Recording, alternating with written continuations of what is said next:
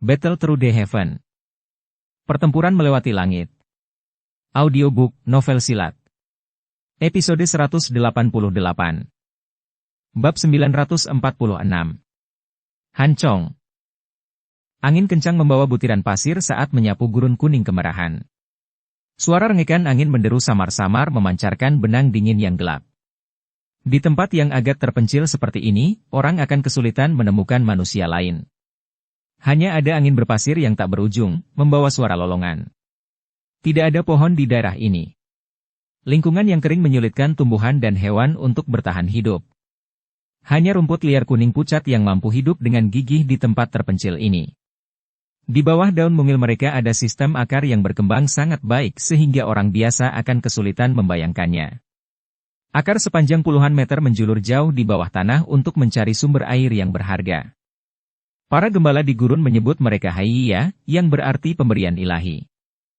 Angin liar bertiup melewati sepetak rumput liar kuning pucat di gurun. Rumputan liar menekuk tubuh mereka. Sosok manusia hitam gelap terungkap di antara mereka.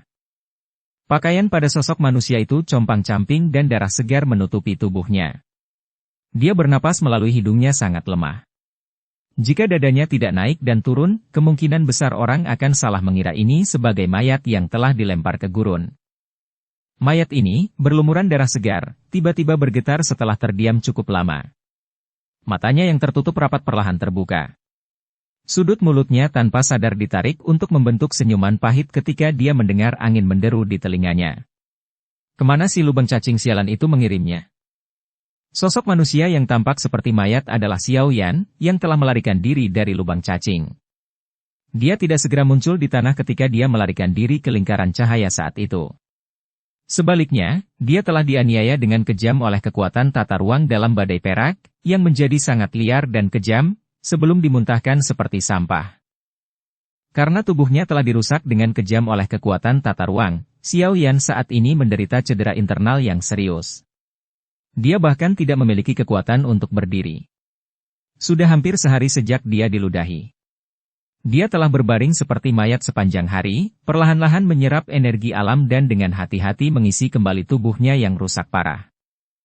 Jari Xiao Yan menyentuh cincin penyimpanannya dengan susah payah dan pil obat muncul. Itu perlahan dimasukkan ke dalam mulutnya dengan cara yang bergetar. Setelah melakukan tindakan sederhana ini, bagian dalam tubuh Xiao Yan tiba-tiba mengeluarkan gelombang rasa sakit, menyebabkan keringat dingin muncul di dahinya. Jika bukan karena api surgawi melindungi tubuhnya, kemungkinan tubuhnya akan hancur berkeping-keping ketika dihadapkan dengan kekuatan spasial yang liar dan kejam itu. Namun, meskipun demikian, dia masih cukup beruntung untuk memasuki kondisi yang terluka parah ini. Selama saya sedikit memulihkan Houqi, saya akan bisa menyembuhkan luka saya. Setelah itu, aku akan memperbaiki beberapa pil obat dan harus bisa secara bertahap membiarkan lukaku sembuh total. Semoga, aku tidak cukup beruntung untuk bertemu dengan binatang ajaib yang berkeliaran. Bahkan seorang elit Douzong tidak bisa berbuat apa-apa padaku. Karena itu, akan sangat sulit untuk menerimanya jika aku akhirnya menjadi makanan dari beberapa binatang ajaib. Xiao Yan perlahan bergumam di dalam hatinya. Dia merasakan kekuatan obat hangat yang menyebar ke seluruh tubuhnya. Kelelahan sekali lagi melonjak di kepalanya, menyebabkan dia secara bertahap menutup matanya. Ketika dia menutup matanya, dia seperti samar-samar mendengar suara, seruan. Kali berikutnya Xiao Yan bangun adalah karena benjolan yang kuat. Benjolan itu menyebabkan tulang di tubuhnya tampak seolah-olah hancur berkeping-keping. Perasaan sakit itu menghilangkan rasa lelah di kepalanya. Setelah itu, dia berjuang untuk perlahan membuka matanya. Langit-langit besar memasuki matanya. Jari Xiao Yan dengan lembut mengusap tempat di bawah tubuhnya saat tatapannya menyapu ke sekelilingnya. Segera, dia mengerti di mana dia berada. Dia berada di dalam gerbong. Dengan kata lain, dia ditemukan oleh seorang pejalan kaki di rumput. Tatapan Xiao Yan menyapu tubuhnya dan menemukan bahwa jejak darah telah dihapus. Bahkan jubah hitam yang compang-camping telah diubah oleh seseorang. Saat ini dia mengenakan pakaian linen yang sangat kasar. Xiao Yan melihat pakaian di tubuhnya dan tertegun sejenak. Setelah itu, dia tiba-tiba teringat sesuatu dan buru-buru mengusap tangan kanannya. Dia hanya menghela nafas lega setelah menemukan bahwa cincin penyimpanan masih ada di sana. Tirai gerbong ditarik terpisah sementara Xiao Yan menghela nafas lega. Sebuah cahaya yang menusuk mata tersebar masuk segera. Seorang pria parubaya dengan tubuh yang agak kuat muncul di pandangan Xiao Yan. Dia membuka mulutnya dan tersenyum saat melihat Xiao Yan terbangun. Dengan nada yang agak jujur dan terus terang, dia bertanya. Adik, apakah kamu sudah bangun?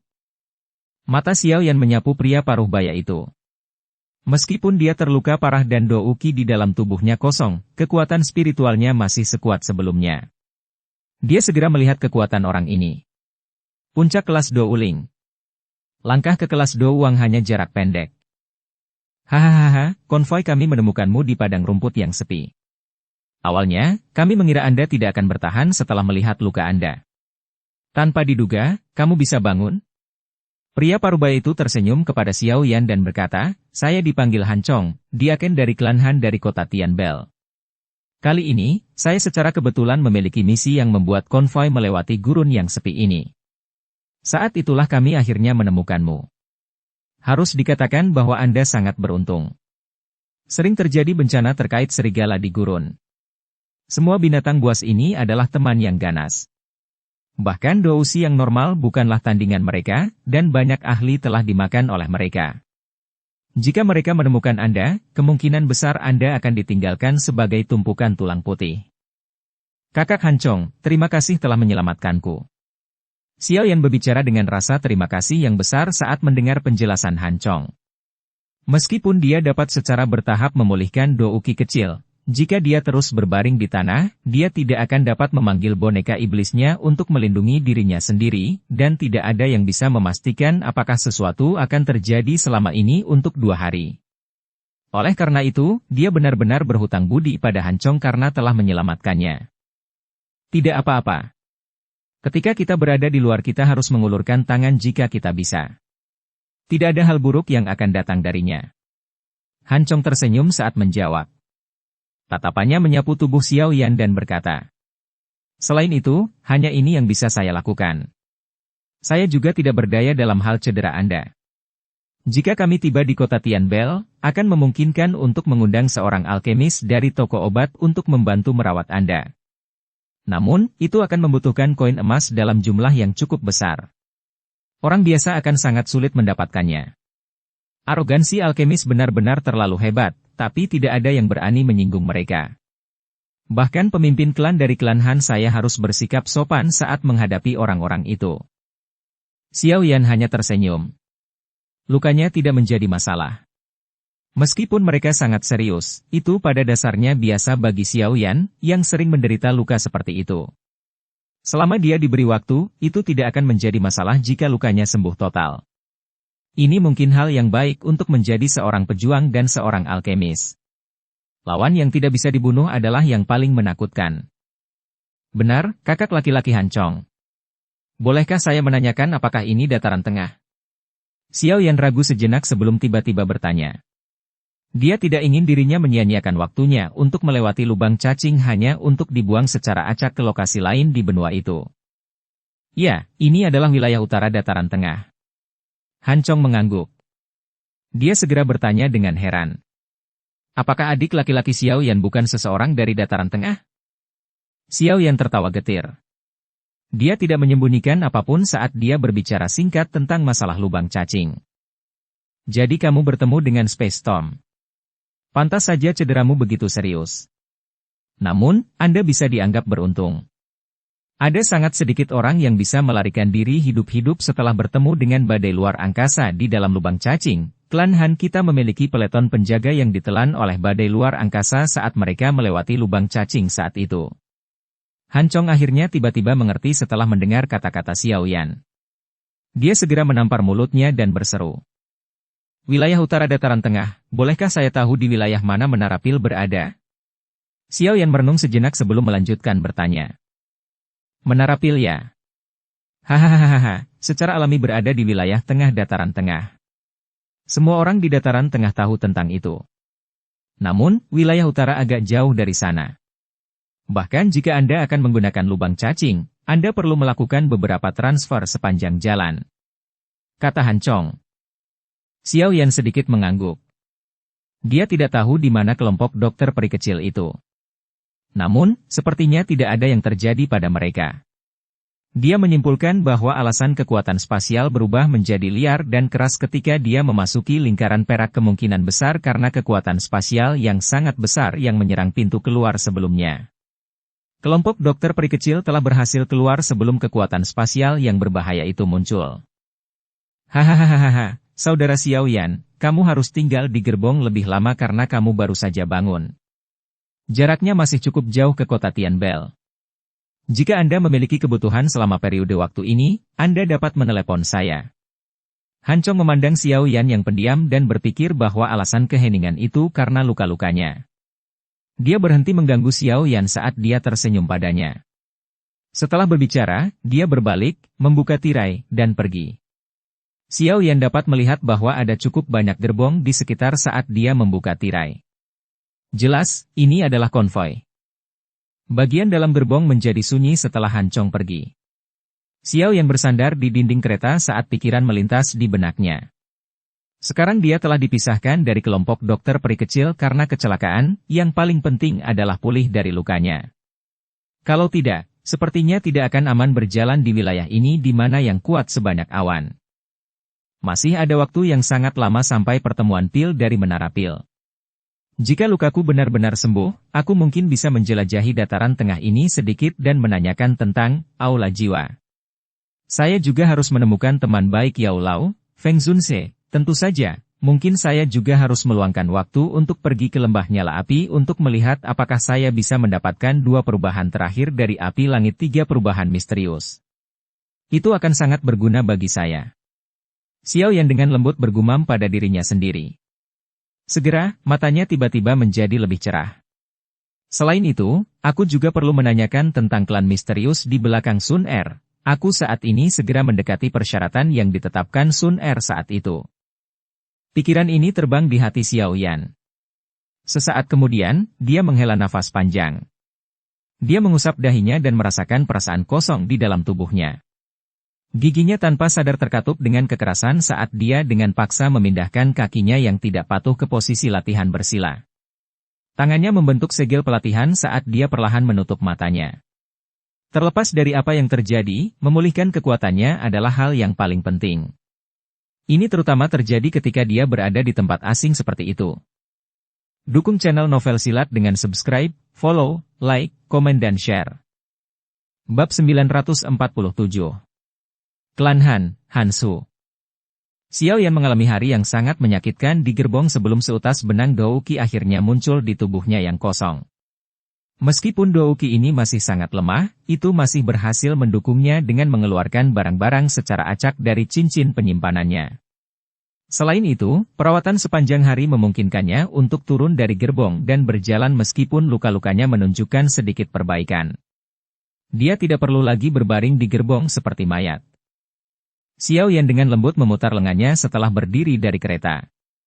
Sedikit rasa sakit yang samar-samar ditularkan darinya menyebabkan dia tersenyum pahit. Pada saat ini, dia saat ini berada di titik terlemahnya selama bertahun-tahun. Tentu saja, meskipun tubuhnya lemah, siapapun yang memiliki niat buruk terhadapnya akan menelan pil pahit. Lupakan boneka iblis bumi yang tersembunyi di dalam cincin penyimpanannya.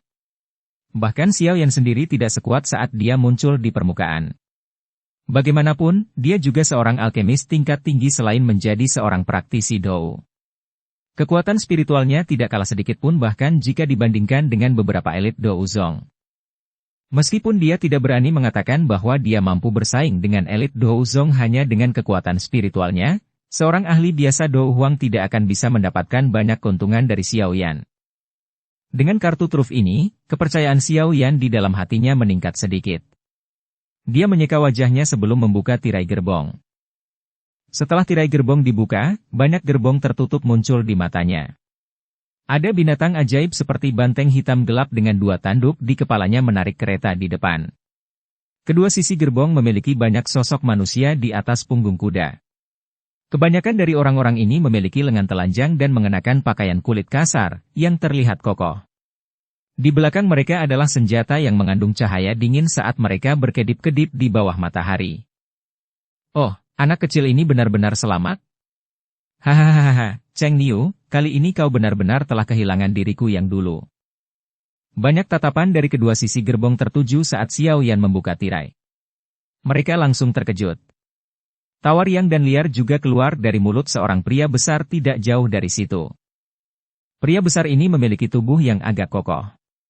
Lengan telanjangnya dipenuhi dengan berbagai macam bekas luka. Pedang besar berkepala hantu, yang berisi sedikit rasa dingin, di punggungnya memiliki kemerahan cerah yang melekat padanya. Sialan, aku pernah melihat hantu. Anak kecil ini mampu bertahan hidup meski menderita luka serius, dia sungguh beruntung. Seorang pria bertampang kurus segera menggelengkan kepalanya tak berdaya setelah suara tawa dari pria besar itu terdengar. Setelah itu, dia memelototi pria itu dan dengan cepat berkata, "Untuk apa kamu melolong? Aku yang dulu tidak peduli dengan sedikit uang ini. Namun, meskipun memenangkan sejumlah kecil uang ini, itu masih belum cukup bagi Anda untuk memiliki lebih banyak tumpangan dengan wanita lembut di rumah bordil. Siapa yang memintamu untuk peduli tentang diriku yang dulu?" Pria besar itu mengomel. Setelah itu, dia mengendarai kudanya ke depan dan datang ke depan Xiao Yan. Tatapannya menyapu yang terakhir sebelum dia tersenyum dan berkata, "Anak kecil, aku dipanggil Guitou, kepala hantu, orang memanggilku hantu tua. Saya adalah orang pertama yang menemukan Anda di gurun utara itu. Namun, Anda tidak perlu berterima kasih kepada saya. Uang yang saya menangkan sebelumnya sudah cukup sebagai hadiah terima kasih." Hahaha. Terima kasih banyak kakak, Guitou. Saya Xiao Yan. Xiao Yan tersenyum saat dia duduk dengan punggung bersandar di kereta. Kebanyakan orang yang dia temui selama tahun-tahun ini adalah orang tua yang licik. Kekuatan mereka begitu besar sehingga menakutkan. Dia tidak banyak melakukan kontak dengan seseorang pada level rendah seperti itu untuk waktu yang cukup lama. Ini menyebabkan dia mengingat tentara bayaran itu ketika dia membantu ayahnya mengelola pasar di kota Wutang saat itu. Mereka mirip dengan orang-orang ini di depannya, tampil kasar, dan tanpa hambatan. Dengan kekuatan spiritual Xiao Yan, dia secara alami dapat mengatakan bahwa yang terkuat di antara orang-orang besar di depannya ada di kelas Do Wuling sedangkan yang terlemah hanyalah seorang Dado Usi. Guitou di depannya ini hanya berada di sekitar bintang Do Wuling. Hahaha, karena kamu memanggilku kakak, aku akan melindungimu sepanjang perjalanan ini. Namun, teman kecil Xiao Yan, tubuhmu ini benar-benar tidak bisa bertahan. Anda harus lebih banyak berlatih di masa depan. Jika Anda tidak memiliki sedikit kekuatan di dataran tengah, Anda akan dipandang rendah oleh orang lain. Tindakan Xiao Yan memanggil, kakak, Guitou tampaknya telah menyebabkan dia menjadi sangat bahagia. Setelah itu, dia melirik tubuh Xiao Yan, mengerutkan kening, dan menghukum. Nada suaranya digunakan saat menegur seseorang dari generasi muda. Ini menyebabkan Xiao Yan sedikit menyeringai. Guitou, kamu harus berhenti mengomel sembarangan di sekitar sini dan mengajari orang lain omong kosong. Suara kuku kuda dipancarkan dari depan tidak lama setelah suara Guitou terdengar. Segera, suara teguran Hancong terdengar. Hehe, bukannya aku mengatakan sesuatu yang salah. Guitou tertawa terbahak-bahak dan menjawab saat melihat Hancong. Hancong mengabaikan orang ini. Tatapannya beralih ke Xiao Yan, melihat kerumitannya yang jauh lebih baik. Dan dia tanpa sadar tersenyum saat berkata, "Bagus. Adik Xiao Yan, meski menderita luka serius, kamu sebenarnya bisa berjalan setelah 2 hari." Xiao Yan tersenyum. Dia secara acak menemukan alasan dan tersenyum saat berkata, "Saya memiliki kehidupan yang kuat." Hancong adalah orang yang sederhana dan jujur. Dia tidak terlalu peduli tentang masalah ini. Melihat ke langit, dia dengan keras berkata, "Akan segera gelap." Xiao Ji, wanita muda, berkata untuk bersiap mendirikan kemah. Guitou, Anda akan memimpin beberapa orang dan melihat apakah ada tempat yang bagus di dekatnya. Liang Ya, Anda akan memimpin beberapa orang untuk berpatroli. Geng Bell, kamu akan memimpin beberapa orang. Jelas, Hancong memiliki posisi yang cukup tinggi dalam konvoi ini, banyak perintah dikeluarkan dari mulutnya tanpa ada yang menyuarakan keberatan. Mereka semua mengucapkan, "Ya Tuan," dengan cara yang aneh sebelum membawa orang-orang mereka pergi. Hancong juga menghela nafas lega setelah perintah dikeluarkan. Dia tersenyum dan bertanya pada Xiao Yan. "Bisakah kamu berjalan?" Xiao Yan mengangguk. Dia melompat turun dari gerbong. Meski langkahnya sedikit terhuyung, dia masih berhasil menstabilkan dirinya sendiri. Melihat ini, Han Chong tertawa getir sambil berkata, "Sepertinya kamu masih perlu memulihkan diri. Setelah menderita luka serius seperti itu, sangat sulit bagi Anda untuk pulih sepenuhnya. Jika ada sequel yang tersisa, kemungkinan pelatihan Anda di masa depan akan menjadi masalah." Xiao Yan tersenyum dan mengisyaratkan agar Han Chong tidak khawatir saat mendengar kekhawatiran dalam suaranya. Han Chong berhenti mengatakan apa-apa lagi setelah melihat Xiao Yan begitu berpikiran terbuka. Dia diam-diam menghela nafas dan berbalik, bersiap untuk mengumpulkan orang untuk mendirikan kemah. Konvoi ini cukup efisien. Dalam waktu kurang dari setengah jam, banyak tenda berwarna putih muncul di bukit kecil. Ada juga pagar yang mengelilingi tenda, dan bubuk obat yang mencabut serangga beracun berserakan di luar pagar. Xiao Yan tidak banyak bekerja karena kondisi tubuhnya yang lelah. Dia secara acak berjalan ke suatu tempat di camp sebelum duduk. Tatapannya perlahan menyapu ke sekelilingnya. Menurut apa yang telah disebutkan Han Chong, konvoi ini seharusnya milik penjaga klan dari klan Han kota Tian Bel. Barang di gerbong haruslah barang yang mereka kawal. Kekuatan konvoi ini sebagian besar berada di kelas Do Uling, dengan beberapa dari mereka berada di puncak kelas Do Uling. Mereka mirip dengan Han Chong. Tentu saja, pemilik aura terkuat secara alami tidak akan dilewatkan oleh Xiao Yan. Saat memikirkan ini, tatapan Xiao Yan tanpa sadar terlempar ke gerbong di antara banyak gerbong. Gerbong itu jelas jauh lebih mewah dibandingkan dengan yang lain. Bahkan ada aroma hening samar yang ditransmisikan darinya. Itu jelas ditempati oleh seorang wanita. Hal yang menyebabkan Xiao Yan memperhatikannya adalah ada aura yang telah mencapai bintang Do Uang di dalam kereta. Orang ini adalah orang terkuat di dalam konvoi. Berderak. Sementara Xiao Yan memusatkan perhatian padanya, kereta yang tertutup rapat tiba-tiba terbuka, dan kaki ramping yang panjang muncul di mata Xiao Yan. Xiao Yan terkejut dan tatapannya perlahan terangkat. Kejutan jelas melintas di matanya. Tidak disangka bahwa pemilik aura bintang 3 Do Uang sebenarnya adalah orang yang sangat muda dan cantik. Wanita itu memiliki alis seperti pohon willow. Kulitnya seperti salju, dan dia diberkati dengan sosok yang tinggi. Dia mengenakan pakaian ungu. Di bawah penutup pakaian ungu adalah tubuh yang sangat besar dengan lekuk tubuh yang proporsional. Satu-satunya aspek yang kurang adalah wajahnya menunjukkan rasa dingin.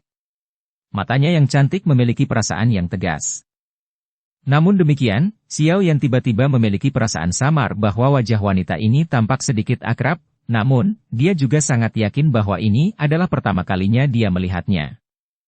Banyak tatapan sekitarnya berkumpul pada wanita ini saat dia muncul. Ada panas biasa dalam tatapan ini. Namun, kebanyakan dari mereka bersikap hormat. Mata indah wanita ini perlahan menyapu perkemahan saat dia turun dari kereta. Siapapun yang dilihat olehnya segera bertindak seolah-olah mereka sedang bekerja. Ini menyebabkan Xiao Yan mengalami kesulitan menghentikan dirinya sendiri dari tertawa saat dia melihat mereka. Sementara Xiao Yan merasa adegan itu lucu, tatapan wanita itu tiba-tiba berhenti padanya. Alisnya sedikit vertikal saat dia berjalan perlahan. Sesaat kemudian, kaki rampingnya yang panjang muncul di depan Xiao Yan. Suaranya yang agak sedingin es terdengar. "Kamu adalah orang yang diselamatkan Han Chong selama perjalanan, kan?" "Iya." Xiao Yan mengangguk. Dia ingin berdiri karena kesopanan, tetapi kelelahan di dalam tubuhnya menyebabkan dia tertawa getir. Tubuhnya bergetar sedikit sebelum akhirnya dia duduk kembali. Alis wanita itu dirajut semakin erat ketika dia melihat Xiao Yan dalam kondisi lemah. Dia berbicara dengan suara samar. "Ada aturan dalam konvoi klan Hanku. Konvoi tidak mendukung orang-orang menganggur yang tidak melakukan apa-apa. Karena Anda terluka, saya tidak akan mengatakan apa-apa lagi. Namun, saya harap Anda tidak akan duduk dan tidak melakukan apa-apa bahkan jika Anda hanya memiliki kekuatan untuk memasang pagar. Apakah kamu mengerti?"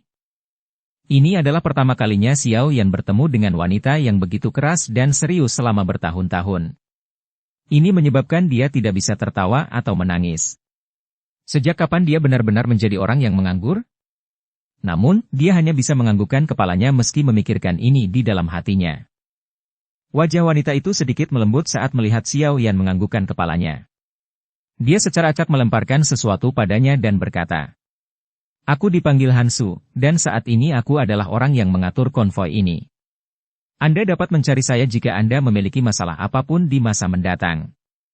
Jika Anda tampil bagus kali ini, saya mungkin bisa mengizinkan Anda untuk bergabung dengan penjaga klan Han saat kita tiba di kota Tianbel. Meskipun itu tidak akan memungkinkan Anda untuk mendapatkan kekayaan besar, setidaknya itu akan memungkinkan Anda untuk bertahan hidup. Ini adalah obat penyembuh kecil dan akan berdampak pada luka Anda. Selain itu, kita akan melewati wilayah ular iblis Siamang. Kamu harus hati-hati. Bersembunyi di gerbong dan jangan keluar." Setelah mengatakan ini, Hansu berjalan melewati Xiao Yan. Setelah itu, dia masuk ke tenda. Xiao Yan tersenyum setelah menerima botol giok yang Hansu lempar.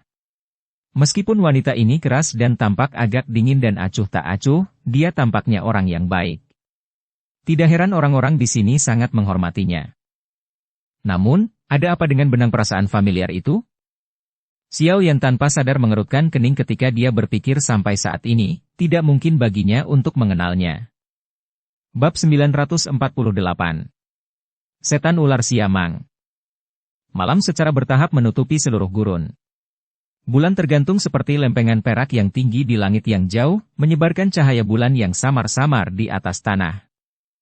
Hanya ada sedikit orang di gurun yang sunyi itu. Namun, secara mengejutkan ada beberapa suara api dan suara manusia yang hangat muncul di atas bukit. Suara itu menyebar dan secara signifikan mengurangi ketenangan di sekitar. Cukup banyak tumpukan api besar yang mengeluarkan percikan api yang terbang ke arah langit dari dalam kamp di puncak bukit. Cahaya dari nyala api menerangi seluruh perkemahan sampai cukup terang. Banyak orang mengelilingi tumpukan api. Tangan mereka memegang beberapa toples anggur saat mereka tertawa terbahak-bahak. Setelah itu, botol-botol itu bertabrakan, mengeluarkan suara, ting, di tengah tawa. Xiao Yan duduk di samping tumpukan api. Dia tersenyum ketika dia melihat orang-orang besar di sekelilingnya, yang telah mabuk sampai wajah mereka memerah. Suasana seperti ini adalah sesuatu yang jarang dia alami. "Kakak Xiao Yan, ini. Minumlah sedikit untuk menghangatkan tubuh Anda." Gurun itu dingin. Tawa tiba-tiba terdengar saat Xiao Yan mengutak-atik nyala api. Segera, sebotol anggur terbang ke arahnya. Xiao Yan mengulurkan tangannya dan dengan akurat meraihnya. Setelah itu, dia mengangkat kepalanya untuk melihat Hancong, yang memiliki bau alkohol di sekujur tubuhnya. Dia kemudian tersenyum dengan anggukan. "Terima kasih kakak laki-laki Hancong." Setelah mengatakan ini, dia mengangkat botol anggur dan meneguk 2 suap. Panas yang membara naik dari perutnya, menyebabkan kemerahan di wajahnya. "Hahaha, anak kecil Xiao Yan, lumayan. Kamu masih memiliki semangat seorang pria." Beberapa penjaga klan Han di sekitarnya tanpa sadar tersenyum dan memuji ketika mereka melihat bahwa Xiao Yan telah minum setengah kantong anggur yang kuat dalam satu kesempatan. Xiao Yan tersenyum kepada semua orang. Dia baru saja akan berbicara ketika tenda di tengah perkemahan tiba-tiba dibuka. Sosok yang tampak sangat memikat di bawah sinar bulan segera muncul di depan tatapan semua orang. Sosok itu adalah Hansu.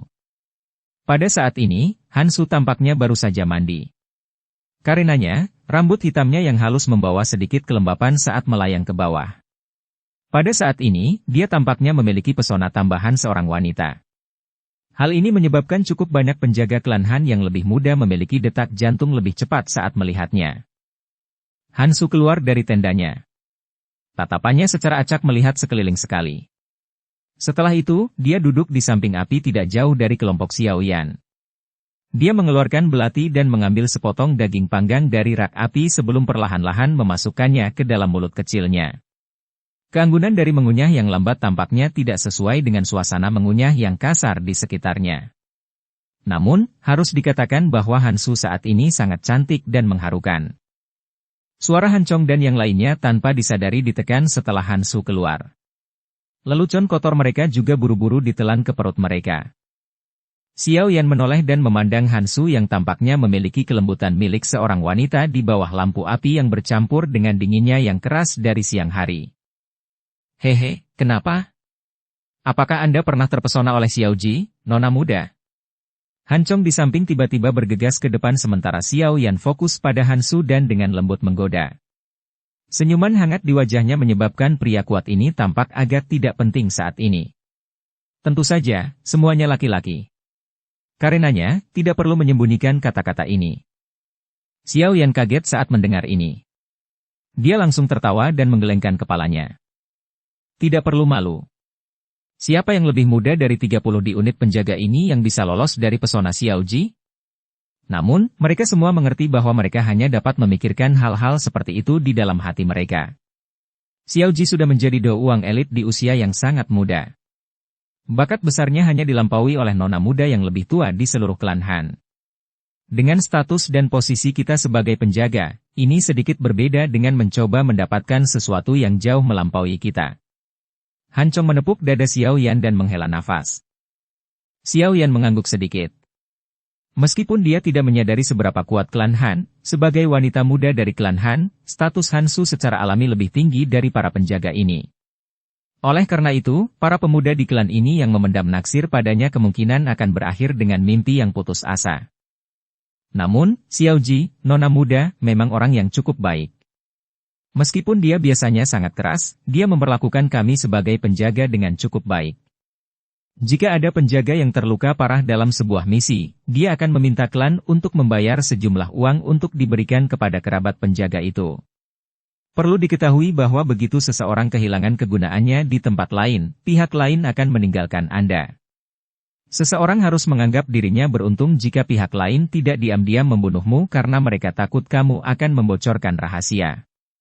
Han Chong mendecakkan mulutnya dan berkata. Xiao Yan terkejut. Tidak disangka wanita yang tampak dingin ini benar-benar memiliki hati yang baik.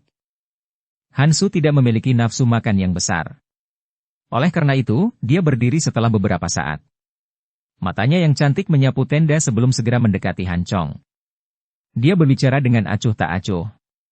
Mereka yang bertugas malam ini seharusnya tidak minum alkohol. Yang lain juga harus minum lebih sedikit. Setiap orang harus lebih memperhatikan saat kita melewati wilayah ular iblis Siamang besok. Dia tidak tinggal lebih lama lagi setelah mengucapkan kata-kata ini. Dengan langkah lembut, dia perlahan memasuki tendanya sebelum memadamkan cahaya di dalamnya. Suasana di dalam perkemahan tidak lagi senyaman sebelumnya setelah Han Su memasuki tendanya kembali. Beberapa orang merajut alis mereka sebelum mengutuk dengan lembut. Karena Xiao Yan berada cukup jauh, dia tidak dapat dengan jelas mendengar apa yang dikatakan. Namun, dia samar-samar bisa melihat sesuatu ular iblis. Kemungkinan ular iblis apapun Siamang yang disebutkan Han Su sebelumnya.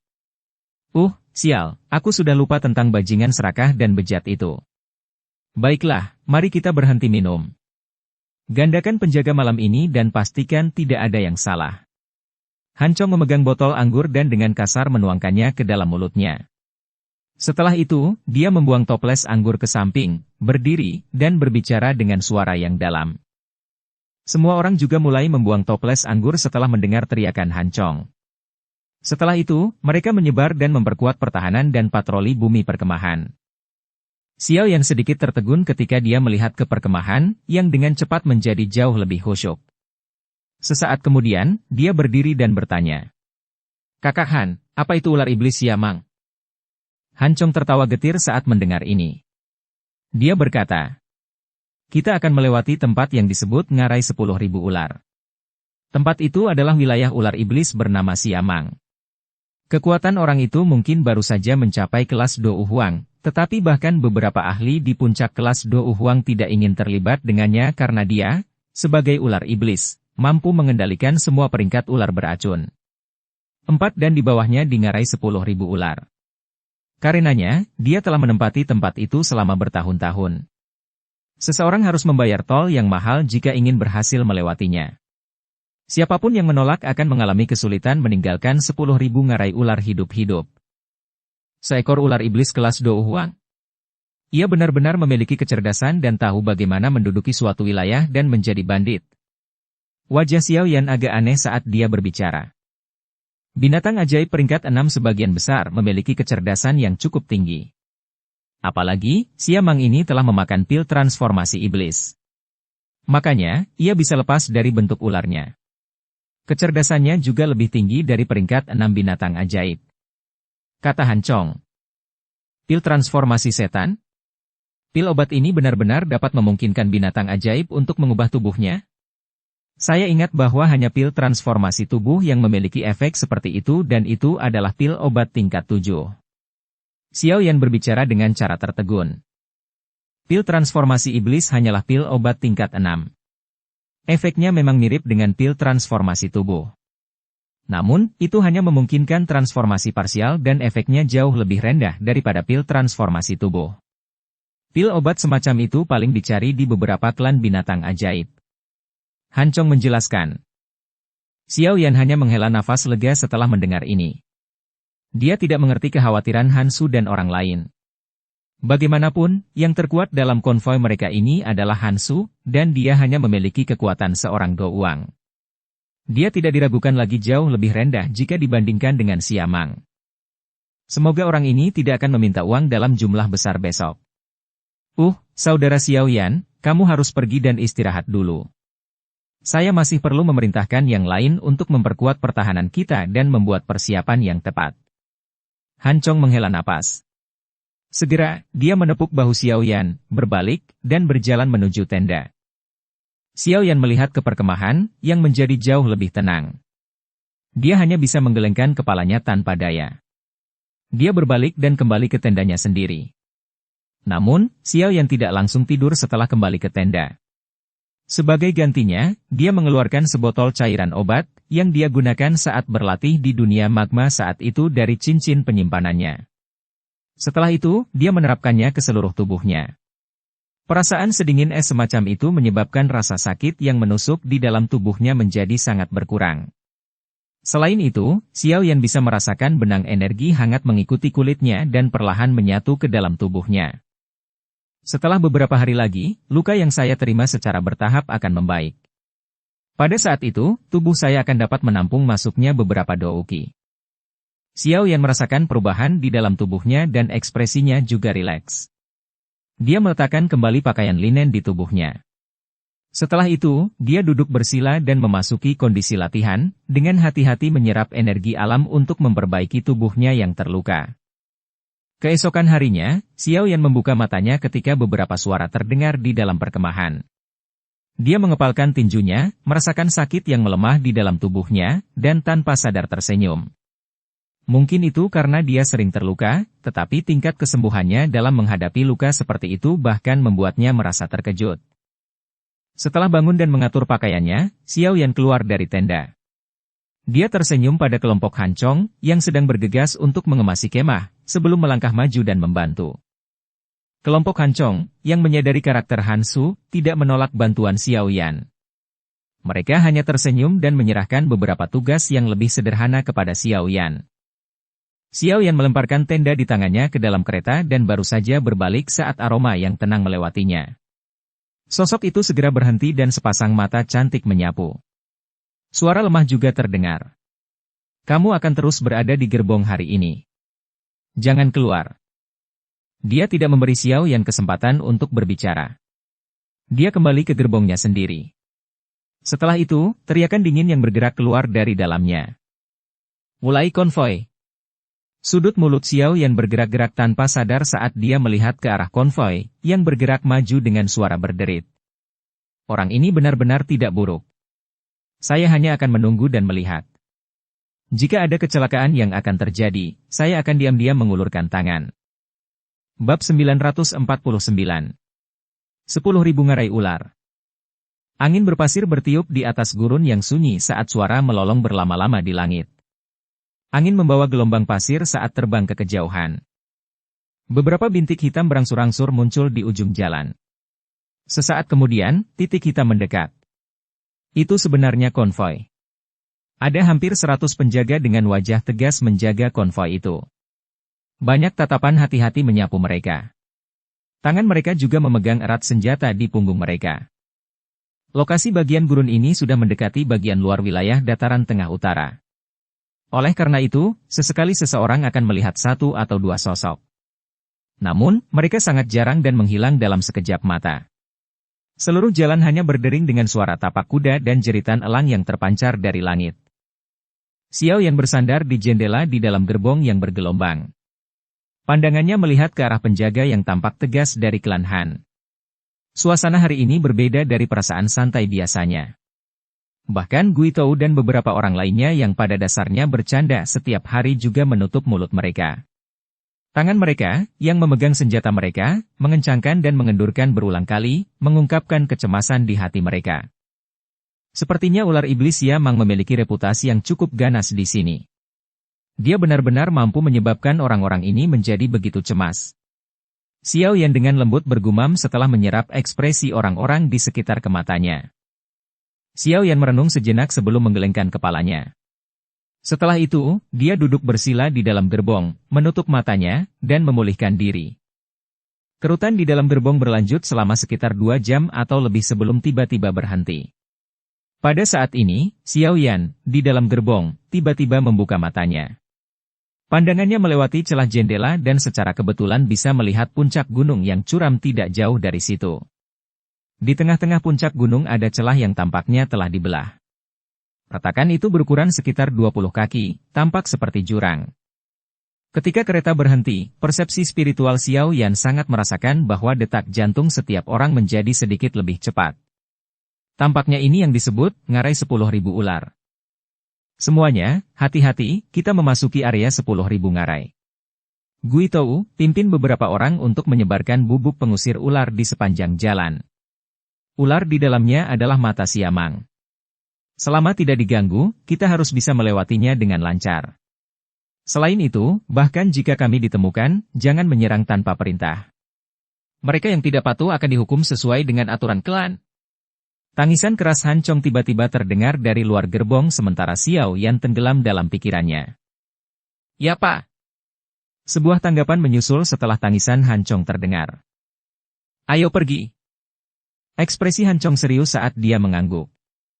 Dia segera melambaikan tangannya dan memerintahkan dengan suara yang dalam. Konvoi mulai bergerak sekali lagi atas perintah Han Chong. Setelah itu, ia perlahan maju menuju pegunungan terjal. Saudara Xiao Yan, jika nanti terjadi sesuatu, saya ingin meminta sesuatu dari Anda. Cobalah yang terbaik untuk membawa Xiao Ji pergi. Suara rendah tiba-tiba terdengar dari luar sementara Xiao Yan bersandar di jendela kereta. Dia tanpa sadar terkejut. Dengan menoleh, dia melihat bahwa orang itu adalah Han Chong. Tidak ada yang harus terjadi. Siamang itu hanya menginginkan biaya tol. Tidakkah semuanya akan diselesaikan jika Anda memberinya bayaran pada saat itu? Xiao Yan bertanya. Jika Xiao Ji tidak ada, kemungkinan kita bisa menyelesaikannya hanya dengan membayar sejumlah uang. Namun, ular bajingan itu tidak hanya tamak, tapi juga seperti binatang buas saat bertemu dengan wanita cantik. Oleh karena itu, jika terjadi kecelakaan pada saat itu, masih ada jarak yang cukup jauh dari kota Tianbel dari sini. Bahkan klan Han akan kesulitan memberikan ancaman yang besar padanya. Han Chong melihat ke gerbong depan yang memancarkan keharuman yang tenang, menghela nafas, dan tertawa getir. Xiao Yan baru tiba-tiba mengerti setelah mendengar ini. Mereka sebenarnya mengkhawatirkannya. Tak heran jika kelompok itu tampak seolah-olah akan bertemu musuh besar. Kakak Han, yakinlah bahwa tidak ada yang akan terjadi pada semua orang. Xiao Yan tersenyum saat menjawab. Han Chong hanya memperlakukan kata-kata Xiao Yan sebagai bentuk penghiburan. Dia tertawa getir saat dia mengejek dirinya sendiri. Dia jelas mengerti bahwa Xiao Yan saat ini adalah orang yang terluka parah, namun dia masih datang dan mengatakan ini kepadanya. Jika sesuatu terjadi pada saat itu, kemungkinan Xiao Yan bahkan tidak akan memiliki kemampuan untuk melindungi dirinya sendiri. Bagaimana dia akan membantu nona muda? Han Chong menghela napas. Ketika dia melihat kereta perlahan-lahan memasuki jurang, dia hanya bisa menggelengkan kepalanya tanpa daya. Setelah itu, dia menaiki kudanya dan dengan cepat berlari ke depan sebelum mulai memeriksa sisi-sisinya untuk aktivitas apapun. Pada saat ini, konvoi masih memasuki ngarai 10.000 ular. Karena mereka takut mengganggu apapun, gerbong mereka semuanya tertutup pakaian. Mulut banteng bertanduk hitam yang menarik truk juga terhalang. Kelompok itu menyelinap ke ngarai dengan cara diam-diam. Semua penjaga klan Han di kedua sisi gerbong sudah menarik senjata mereka. Tangan mereka yang lain memegang bubuk berwarna putih yang berulang kali mereka sebarkan di kedua sisi jalan. Konvoi tidak bertemu dengan apapun di tengah suasana yang gelisah ini. Sekitar 10 menit kemudian, mereka melewati bagian tengah ngarai. Dari Hede, samar-samar mereka bisa melihat jalan keluar ngarai di kejauhan. Hampir semua orang diam-diam menghela nafas lega ketika melihat ini.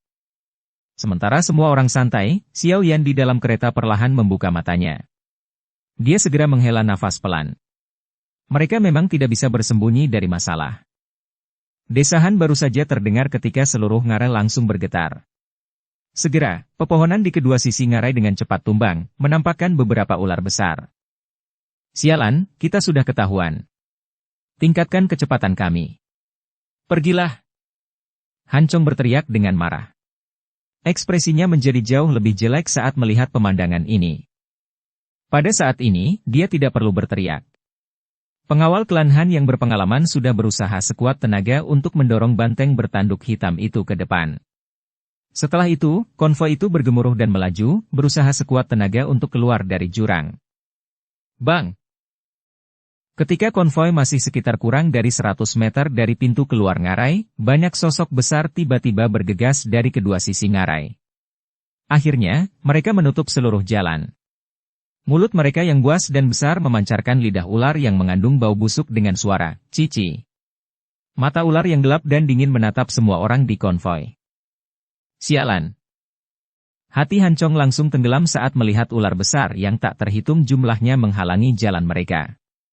Meskipun ular besar ini hanya berada di peringkat 3 binatang ajaib, tubuh mereka sangat besar. Dengan hanya beberapa lusinan, mereka mampu memblokir seluruh jalan sampai tidak ada celah sedikit pun yang tersisa. Gelombang suara gemerisik dikirim dari semak-semak di sekitarnya setelah jalan diblokir. Segera, ular beracun besar dan kecil yang tak terhitung jumlahnya, berbagai warna keluar dengan cara yang padat. Akhirnya, mereka mengepung seluruh konvoi. Cek-cek. Sekelompok orang bodoh benar-benar berpikir untuk melewati sia tua yang hebat ini. Tawa aneh tiba-tiba terdengar dari langit setelah lingkaran itu terbentuk. Segera, sosok hitam hijau dengan cepat terbang dari atas ngarai. Dalam waktu singkat, dia muncul di langit di atas konvoi. Sosok yang baru saja muncul di langit di atas konvoi itu cukup aneh. Tubuh dan tungkai manusia ditutupi dengan sisik hitam hijau yang padat.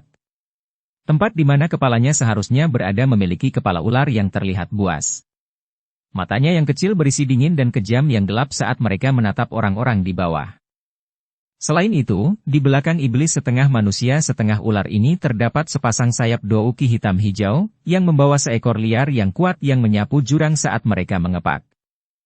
Ekspresi kelompok Han Chong segera berubah menjadi putih pucat ketika mereka melihat sosok hitam hijau yang muncul. Suara mereka sedikit bergetar. Ular iblis. Siamang. Siamang menatap konvoi dari atas. Dia tiba-tiba tertawa saat dia dengan santai berkata. Kalian semua harus tahu aturan kakek ini, bukan? Wajah Han Chong sedikit gemetar. Dia segera keluar dari konvoi, mengeluarkan kartu kristal dan dengan hormat berkata. Tentu saja kami tahu tentang itu. Komandan Siamang, kami adalah konvoi dari klan Han di kota Tianbel. Ini adalah hadiah kecil yang saya harap Pak Komandan akan menerimanya. Siamang mengulurkan tangannya. Sebuah kekuatan hisap tanpa basa-basi menarik kartu kristal di tangan Han Chong.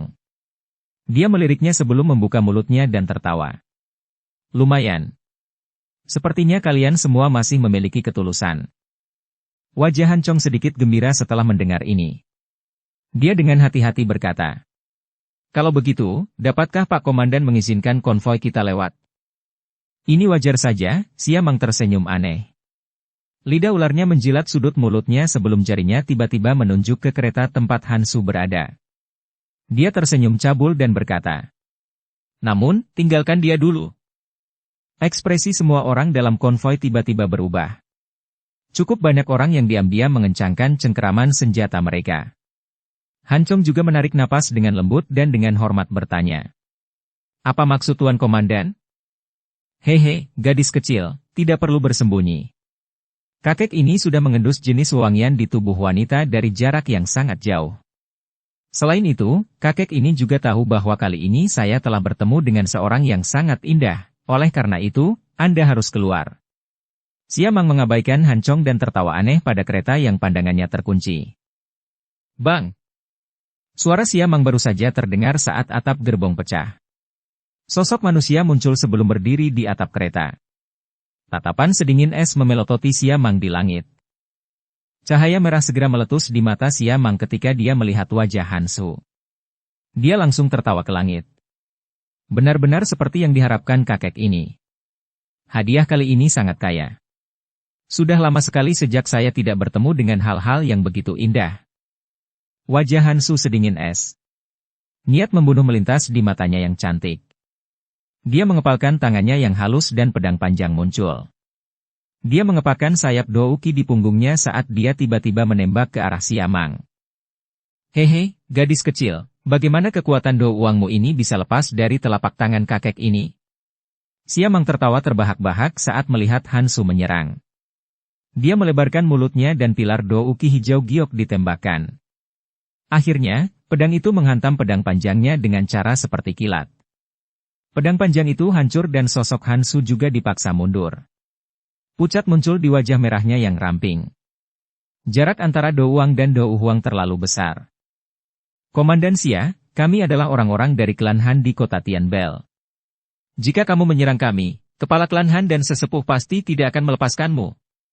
Han Chong segera berteriak dengan marah saat melihat Han Su mengalami kemunduran. Cek, klan Han ya. Meskipun ada kehadiran orang-orang tua itu, tapi apa yang bisa mereka lakukan padaku? Aku selalu bisa kabur jika tidak bisa mengalahkan mereka. Selain itu, selama aku meninggalkan kalian semua di sini, siapa yang tahu kalau aku menyerang orang-orang dari klan Han? Siamang tertawa aneh. Setelah itu, mulutnya mengeluarkan suara mendesis yang tidak biasa. Ketika suara mendesis ini dipancarkan, cahaya dingin melintas di mata ular berbisa yang tak terhitung jumlahnya di kedua sisi ngarai. Segera, mereka menembak ke arah konvoi seperti anak panah. Adegan yang sangat padat itu tampak seolah-olah sedang hujan ular berbisa, tampak sangat menakutkan. Wajah hampir semua orang mengungkapkan keputusasaan ketika mereka dihadapkan dengan serangan ular berbisa yang begitu menakutkan. Mereka memegang senjata mereka dengan erat dan bersiap untuk bertarung sampai mati. Bang! Bang! Bang! Ular berbisa dari segala penjuru sepertinya berusaha menutupi langit. Namun, saat mereka berada kurang dari 10 kaki dari konvoi, tubuh mereka tiba-tiba menjadi kaku. Segera, mereka mengeluarkan suara berderak saat mereka berubah menjadi kelompok bola api. Dalam sekejap, mereka berubah menjadi tumpukan abu yang tersebar dari langit. Melihat perubahan tak terduga yang tiba-tiba ini, semua orang yang hadir, termasuk kelompok Han Chong, Han Su, dan Siamang semuanya tercengang. Ini. Dukung channel Novel Silat dengan subscribe, follow, like, komen dan share. Bab 950. Orang kuat misterius. Abu hitam pucat perlahan melayang turun dari langit sebelum membentuk lapisan tipis berwarna hitam yang menutupi permukaan tanah. Adegan yang tidak biasa ini menyebabkan hawa dingin meningkat di hati setiap orang. Tidak ada yang tahu apa yang terjadi. Bahkan dengan kekuatan Siamang, dia hanya bisa berdiri dan melihat banyak ular berbisa yang tiba-tiba berubah menjadi abu. Bahkan dia sama sekali tidak menyadari alasan perubahan tak terduga. Keheningan yang aneh menutupi ngarai. Ular berbisa yang tak terhitung jumlahnya di kedua sisi ngarai tampaknya merasakan kegelisahan. Tubuh mereka tegang sementara desisan yang menjengkelkan berulang kali dikeluarkan dari mulut mereka, menyebabkan atmosfer di dalam lembah menjadi jauh lebih gelap dan lebih dingin dari sebelumnya. Kelompok Han Chong saling memandang. Mereka segera mundur perlahan dari konvoi dan melindungi Han Su di tengah mereka. Mata waspada mereka tertuju pada Siamang di langit. Suasana hening berlanjut sesaat sebelum Siamang akhirnya pulih. Tatapannya agak ragu-ragu saat dia menyapu tempat itu. Itu mendarat di wajah cantik Han Su yang menarik dan matanya sekali lagi menjadi panas membara. Mengepalkan giginya, dia sekali lagi mengeluarkan suara mendesis tajam dari mulutnya. Ular beracun yang tak terhitung jumlahnya di kedua sisi lembah sedikit ragu-ragu setelah mendengar suara mendesis ini sebelum cahaya yang ganas melintas di mata mereka. Mereka menggerakkan tubuh mereka, yang menjadi seperti banyak anak panah tajam yang mengeluarkan suara, siu-siu, saat mereka melesat ke arah konvoi. Melihat ular berbisa melancarkan serangan lain, kelompok Hancong dengan cepat memanggil Do Uki mereka. Namun, sebelum mereka bisa menyerang, suara misterius, bang-bang, sekali lagi terdengar di langit. Bola api yang tak terhitung jumlahnya muncul sebelum dengan cepat padam seperti bunga epifilum. Akhirnya, ular itu berubah menjadi debu yang perlahan berhamburan. Kegembiraan liar melonjak ke mata kelompok Hancong saat melihat pemandangan ini. Pada titik ini mereka dapat menebak bahwa ada seseorang yang secara diam-diam membantu mereka. Xiaoji, nona muda, sebuah kegembiraan muncul di wajah Hancong saat dia melihat Hansu dan dengan lembut berkata. Hansu dengan lembut melambaikan tangannya. Matanya yang cantik perlahan menyapu sekelilingnya, tapi dia tidak menemukan jejak siapapun. Dengan segera, alisnya sedikit bersatu. Mungkinkah keberuntungan mereka sebagus ini? Mereka benar-benar dapat bertemu dengan seorang ahli yang akan membantu mereka pada saat seperti itu? Matanya yang cantik mengembara sebelum tiba-tiba berhenti di kereta beberapa saat kemudian. Tempat itu adalah tempat Xiao Yan berada. Bulu mata panjang Hansu berkedip lembut saat pandangannya berhenti di kereta. Sebelum dia bisa berpikir lebih dalam, suara gelap dan dingin Siamang ditransmisikan dari langit. Bolehkah saya tahu ahli mana yang ada di sini? Saya Siamang. Mohon maafkan saya jika saya telah menyinggung Anda dengan cara apapun. Namun, masalah hari ini adalah masalah pribadi antara orang-orang ini dan saya. Teman, tolong jangan campur tangan. Mata Siamang menyapu langit saat dia menangkupkan kedua tangannya. Suara Siamang perlahan bergema di ngarai ini. Namun, tidak ada jawaban. Tepat ketika dia merasa agak frustrasi, sebuah suara tua berbicara dengan singkat. Enyah. Suara tua yang tiba-tiba tampak turun dari langit sebelum berlama-lama di samping telinga semua orang. Pada saat ini, kegembiraan di dalam hati kelompok Hancong semakin padat. Memang ada seorang ahli yang membantu mereka. Mata cantik Hansu berpaling dari gerbong tempat Xiao Yan berada saat suara tua itu terdengar. Mereka menyapu ke lokasi lain, berniat untuk menemukan ahli misterius ini. Apakah kamu benar-benar ingin bertarung karena orang-orang yang tidak berguna ini? Cahaya yang ganas melintas di mata Siamang. Namun, dia tidak berani menyerang karena pemandangan aneh dari tadi. Yang dia lakukan hanyalah berbicara dengan cara yang menyeramkan. Jika kamu tidak tersesat dalam 10 napas, kamu akan mati. Pemilik suara tadi sekali lagi memberikan jawaban yang sangat singkat untuk kata-kata Siamang. Bahkan Hancong dan yang lainnya bisa mendengar tawa dingin dan cemoohan dari suara itu. Tampaknya mengejek Siamang karena terlalu percaya diri dengan kekuatannya. Mata Siamang menjadi suram setelah diperlakukan dengan kasar 2 kali. Dia mampu bertindak sesuka hatinya di tempat ini selama bertahun-tahun bukan karena tidak ada ahli yang ingin membunuhnya. Sebaliknya, itu karena pegunungan ini benar-benar terlalu besar dan ada lubang ular yang tak terhitung jumlahnya di dalamnya. Selama Siamang mengubah tubuhnya dan memasuki pegunungan yang dalam, menemukannya akan menjadi masalah yang sangat merepotkan. Karena inilah nama galak orang ini secara bertahap menjadi lebih kuat. Rasa dingin yang pekat melintas di mata Siamang, tetapi tidak ada yang bisa dilihat dari wajahnya. Sebaliknya, dia menangkupkan tangannya ke segala arah dan berkata, karena teman bersikeras untuk melindungi mereka, Siamang akan memberimu wajah ini hari ini. Siamang baru saja mencapai kata terakhirnya ketika kilatan dingin muncul dari matanya. Kakinya segera menekan udara kosong saat tubuhnya berkedip seperti kilat hijau giok. Dalam sekejap mata, dia muncul di depan Hansu. Douki yang kuat melonjak pada saat ini dan aliran udara yang sangat besar mengguncang kelompok Hancong sampai mereka dengan cepat mundur. Gadis kecil, hampir tidak ada wanita yang menurut kakek ini bisa melarikan diri. Siamang tertawa cabul saat Douki melonjak. Dia segera meraih Hansu. Kecepatan-kecepatannya adalah sesuatu yang Hansu tidak bisa hindari dengan kekuatannya. Oleh karena itu, dia hanya bisa menyaksikan cakar pihak lain mendarat di bahunya. Anda mencari kematian. Tangan Siamang baru saja mendarat ketika teriakan dingin yang berisi niat membunuh tiba-tiba terdengar. Segera riak energi tak terlihat bergabung dengan ruang dengan cara seperti kilat. Sesaat kemudian, itu meledak dengan aneh di dada Siamang. Bang! Ledakan rendah dan dalam terdengar, tapi tidak menyebabkan tumbukan energi sedikit pun. Namun demikian, lebih dari setengah dari Douki yang meresap ke tubuh Siamang segera tersebar. Sebuah kekuatan besar meledak di dadanya dan kekuatan ganas yang liar meledakkan sisik-sisik di kulitnya sampai mereka basah kuyup dengan darah segar. Tubuh Siamang bergegas pergi. Lindungi Xiaoji, nona muda. Serangan tak terlihat memaksa Siamang mundur. Melihat ini, kelompok Hancong buru-buru menyerbu ke depan. Mereka mengerumuni dan mengepung Han Su. Tatapan mereka dengan kejam menatap Siamang. Mata cantik Han Su menatap Siamang, yang telah ditinggalkan dalam keadaan menyedihkan hanya dengan satu serangan. Gelombang mengerikan muncul di dalam hatinya. Dia tahu bahwa meskipun orang ini menjijikkan, kekuatannya tidak lemah. Menambah fakta bahwa wujud aslinya adalah binatang ajaib dengan kemampuan pertahanan yang sangat kuat, dia tidak menyangka bahwa dia akan berakhir dengan cara yang menyedihkan ini bahkan tanpa melihat musuhnya, seberapa kuat menakutkan orang yang menyerangnya.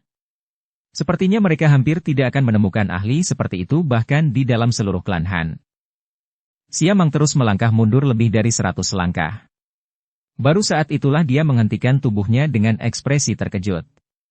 Dia menghapus jejak darah di sudut mulutnya, melihat sekelilingnya, dan tanpa sadar berteriak. Kekuatan spiritual? Anda seorang alkemis? Siamang akhirnya menyadari kekuatan tak terlihat ini saat bersentuhan. Itu jelas merupakan kekuatan spiritual yang dikhususkan oleh alkemis. Serangan spiritual semacam itu juga jelas merupakan keterampilan yang paling mahir dikuasai oleh seorang alkemis. Pemilik suara itu mengabaikan seruan Siamang. Mendengus dingin dipancarkan dan kekuatan spiritual tak terlihat sekali lagi beriak di udara. Segera, itu berisi momentum seperti petir saat dengan keras melesat ke arah Siamang. Setelah merasakan serangan spiritual yang sedang menuju sekali lagi, timbangan di seluruh tubuh Siamang berdiri tegak. Teror di wajahnya juga menjadi lebih padat. Pada akhirnya, dia mengeluarkan teriakan tajam, berbalik, dan berubah menjadi sosok hitam gelap yang melarikan diri dengan menyedihkan ke dalam hutan pegunungan di depan tatapan tertegun kelompok Hancong. Dia benar-benar menghilang dalam beberapa kilatan. Siamang benar-benar merasakan niat membunuh yang menusuk tulang dalam serangan spiritual itu. Dia tahu bahwa jika dia tinggal lebih lama, pemilik kekuatan spiritual pasti akan mengirisnya menjadi potongan-potongan daging ular. Mampu bertahan hidup di tempat ini selama bertahun-tahun, Siamang jelas tahu siapa yang harus disinggung dan siapa yang tidak boleh menyinggung. Menyinggung pakar kecantikan seperti itu benar-benar tidak berguna. Setelah Siamang melarikan diri, ular berbisa yang tak terhitung jumlahnya di kedua sisi ngarai segera berbalik dan melarikan diri seperti tikus. Bahkan puluhan ular besar yang menghalangi jalan keluar untuk melarikan diri ke rumput. Dalam beberapa menit, ngarai, yang telah diblokir dengan kuat, menjadi kosong. Adegan ini menyebabkan kelompok Hancong merasa tercengang. Sialan, orang-orang ini benar-benar terlatih dalam melarikan diri untuk hidup mereka. Sepertinya mereka sering dikejar orang. Tidak ada yang tahu siapa yang mengucapkan kata-kata ini di tengah suasana hening yang menyebabkan semua orang tertawa terbahak-bahak. Kerasnya tawa itu tampaknya merupakan upaya untuk mengeluarkan semua keterkejutan mereka sebelumnya. Setelah tertawa, Hancong menepuk dadanya. Dia benar-benar mengambil satu putaran di atas ujung pedang. Untungnya, tidak ada yang terjadi. Wajah Han Su yang sedingin es dan cantik mencair sedikit saat ini. Dia segera mengangkat kepalanya dan menangkupkan tangannya dengan hormat ke arah langit. Junior ini adalah Han Yu dari klan Han. Tetua, terima kasih telah membantu hari ini. Apakah mungkin bagi Anda untuk mengungkapkan diri Anda sehingga generasi muda ini dapat mengingat Anda dalam hati saya? Aku yang dulu hanya kebetulan lewat. Tidak ada yang bisa dilihat. Pergilah. Terbang dari atas ngarai. Dalam waktu singkat, dia muncul di langit di atas konvoi. Sebuah suara tua yang samar perlahan ditransmisikan dari langit, membuatnya sulit untuk menemukan posisi sebenarnya. Setelah suara itu terdengar, ahli misterius itu sepertinya telah pergi. Bahkan tidak sedikit pun suara yang keluar. Lingkungan yang tenang menyebabkan Han Su menghela nafas dengan kecewa. Dia melambaikan tangannya dan suara bergerak yang jelas keluar dari mulut kecilnya. Ayo lanjutkan perjalanan kita. Kelompok Hancong buru mengangguk setelah mendengar ini. Setelah itu, mereka berpisah dan terus melindungi konvoi di tengah-tengah mereka. Gelombang suara retak muncul dan konvoi maju sekali lagi. Hansu juga telah kembali ke konvoinya sendiri setelah konvoi mulai bergerak. Perasaan yang tidak diketahui menyebabkan dia tiba-tiba mengalihkan pandangannya ke gerbong tempat Xiao Yan berada saat dia naik ke gerbongnya sendiri. Sesaat kemudian, dia akhirnya merajut alisnya, dan mengejek dirinya sendiri. Jari-jari kakinya menempel di tanah dan tubuhnya yang cantik melompat kembali ke gerbongnya. Xiao Yan, yang duduk bersila di dalam gerbong, perlahan membuka matanya saat Hansu kembali ke gerbongnya. Dia memegangi dadanya dan terbatuk-batuk sambil tersenyum pahit. Lukanya belum sepenuhnya pulih, tetapi dia sudah menggerakkan kekuatan spiritualnya untuk bertarung dengan orang lain. Itu sedikit sulit baginya. Bersambung ke episode 189. Dukung kami dengan subscribe, follow, like, komen dan share. Terima kasih.